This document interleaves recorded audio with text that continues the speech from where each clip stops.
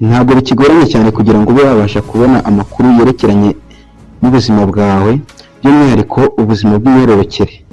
Ikintu usabwa cyonyine ni ukujya kuri YouTube hanyuma ukandikamo Imenye Mubyeyi,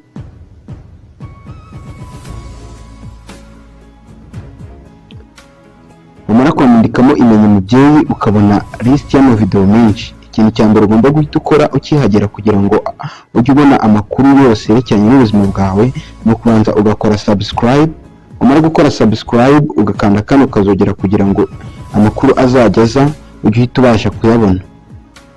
Hanyuma umaze kugakirika uraza ukarebamo video imwe ushaka kureba, hanyuma ukayikirikaho ukayifungura ubundi ukayireba.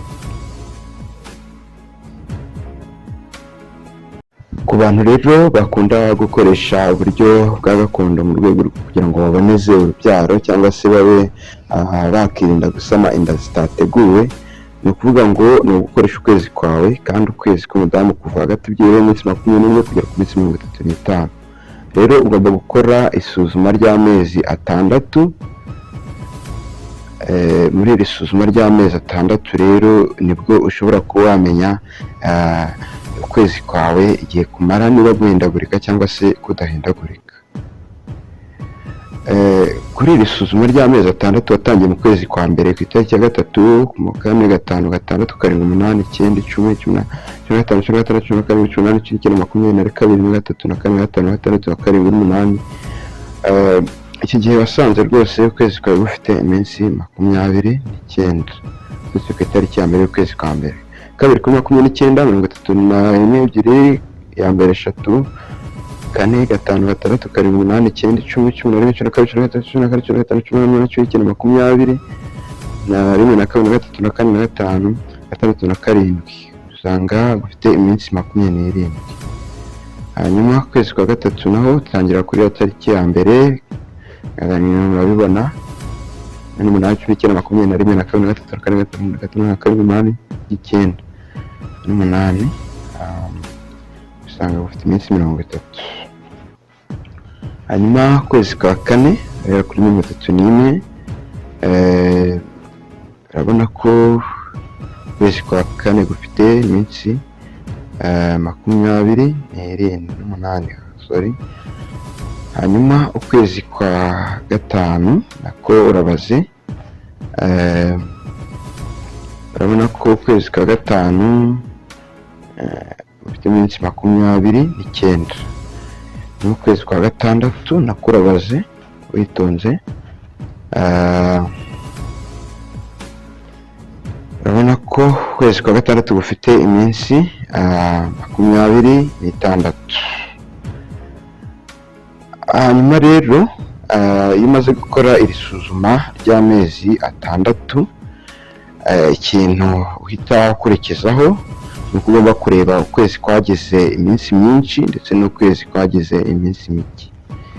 Hanyuma rero nureba ukwezi kwagize iminsi myinshi muri aya mezi dufite, urabanza urebe neza ukwezi kwa mbere kwagize 29, kwa kabiri 27, kwa gatatu 24, 28, 30, urabona ko kwagize 30 ariko gufite iminsi myinshi.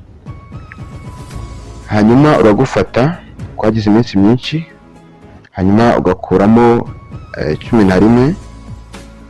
Ahangaha uzahita ubona 19. Hanyuma nanone ukwezi kwagize iminsi mike ni ukwagize iminsi 26, uragufata ukuremo 18, hanyuma ubone 8. Urabona ko igihe cy'uburumbuke cyawe ari kuva ku munsi wa 8 kugera ku munsi wa 19. Hanyuma nanone nugaruka ku kwezi kwawe, urabona ko kwezi kwa 3 ku munsi wa 8 kugera ku munsi wa 19, kiragiye rwose usabwe kucyitondera kuko kiba ari igihe cyawe cy'uburumbuke. Hari undi nanone ushobora gukora isuzuma agasanga ukwezi kwe ntago guhindagurika. Tuvuga urugero, yasanze ukwezi gufite wenda iminsi 27. Ahangaha rero nawe urumva yabanje gukora rya suzuma ry'iminsi ry'amezi 6, ariko ku bw'amahirwe akajya abona buri kwezi kugenda kugira iminsi 20, kwa mbere 27, kwa kabiri gutyo, rimwe afata 27 akuremo 11 nawe nk'ibisanzwe abone 16, yongera afate iminsi 27 akuremo 18 abone 9, kuko ukwezi kwe gutoya no kunini byose birangana. Nyuma kuva ku munsi wa 9 kugera ku munsi wa 16 kiba ari igihe cye cy'uburumbuke. Ni ukuvuga ngo kuri uyu munsi wa 9 kugera ku munsi wa 16 ni igihe cyo kwitonda. Hanyuma ashobora gukoresha n'indi formule ya kabiri, aho afata 27 agakuramo 14 akabona umunsi igi rizasohokera, akaba ari ku munsi wa 13. Hanyuma rero yamaze kubona 13 kugira ngo amenye igihe igi rishobora gutegereza, afata 13 agateranyaho 3 akabona 16. Hanyuma nanone kuko igi ritegereza iminsi 3, intangangabo nayo ishobora gutegereza iminsi 5. Bityo rero kugira ngo umenye igihe intangangabo ishobora gutegereza, ngo ufata 13 ugakuramo 4 hanyuma ukabona 9. Bivuze ngo kuko intangangabo itegereza iminsi 5, n'uriya munsi wa 13 nawo uba ubariwemo, niyo mpamvu dukuramo 4. Hanyuma igihe cye cy'uburumbuke kikaba kiva ku munsi wa 9 kugera ku munsi wa 16. Ese umuntu ashobora kuba yasama ari mu mihango nko ku mezi matoya, nk'ukwezi gufite iminsi 22, akenshi rwose hari igihe cy'uburumbuke kiza ukiri mu mihango. Ni ukuvuga ngo turamutse dukoresha amaformule twabonye, ufashe 22 ugakuramo 11, urabona ko uhita ubona 11 n'ubundi. Iyo ubifashe nanone ugakuramo ya 18, urabona ko ubona 4.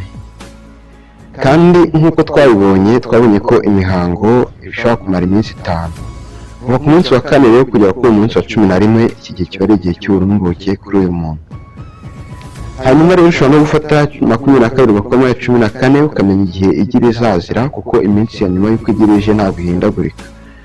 Ahangaha urabona ko uzahita ubona 8.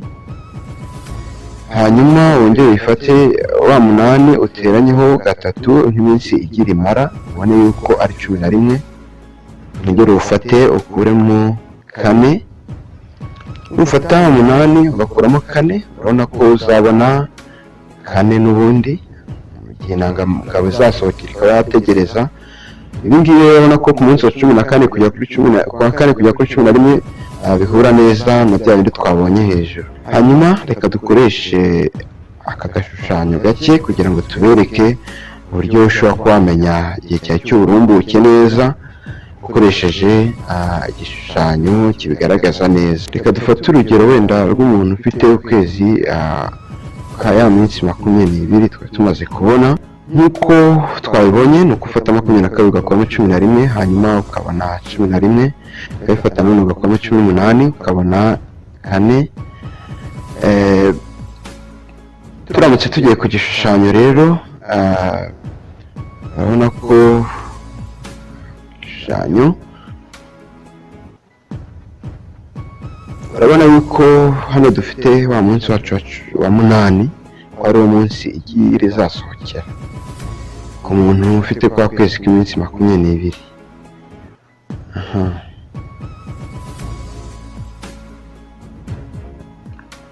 Umunsi rero igi rizasohokeraho kuri uyu munsi wa 8, iyi ngiyi bafata 8 ugateranyaho 3 ukabona 11, ukamenya igihe igi rizamara iyo rimaze gusohoka. Urabona ko rizageza ku munsi wa 11 rwose rigihari, hanyuma intangangabo igere ku munsi wa 14 kugera kuri uyu munsi wa 8. Kuvuga ngo ku munsi wa 11 igi rizaba rigihari. Mu gihe kuva ku munsi wa 4 kugera ku munsi wa 8 intangangabo izaba igitegereje. Bityo rero ukaba wakirinda kuba wagira imibonano mpuzabitsina.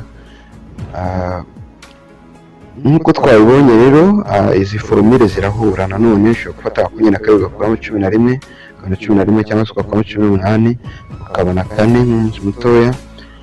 Hanyuma ni ukuvuga ngo uramutse ushaka kuboneza ukoresheje buno buryo bisaba kwirinda cyane, kubera ko biragora urabona kumara amezi 6 ubara igihe cyawe n'igihe ushobora kwibeshya.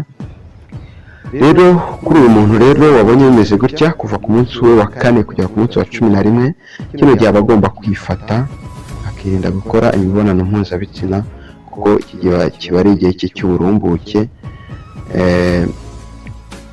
kandi uramutse ukoze imibonano rwose iki gihe urasama nta kabuza. Gusa hari igihe hari nka fagiteri zimwe zishobora gutuma udasama, nk'uko igenda rishobora kumara amasaha 24 rikipfira, cyangwa se n'intangangabo nazo zikaba zidashoboye. Hanyuma iyi minsi iri hejuru y'uwo munsi wa 11 iki gihe ntabwo wasama, bityo ushobora kuba wagira imibonano nta kibazo. Nanone kuva kuri uyu munsi wa 4 wa 3 kumanura iki gihe nabwo ntabwo wasama. Ntabwo bikigoranye cyane kugira ngo ube wabasha kubona amakuru yerekeranye n'ubuzima bwawe, by'umwihariko ubuzima bw'imyororokere. Ikintu usabwa cyonyine ni ukujya kuri YouTube hanyuma ukandikamo Imenye Mubyeyi,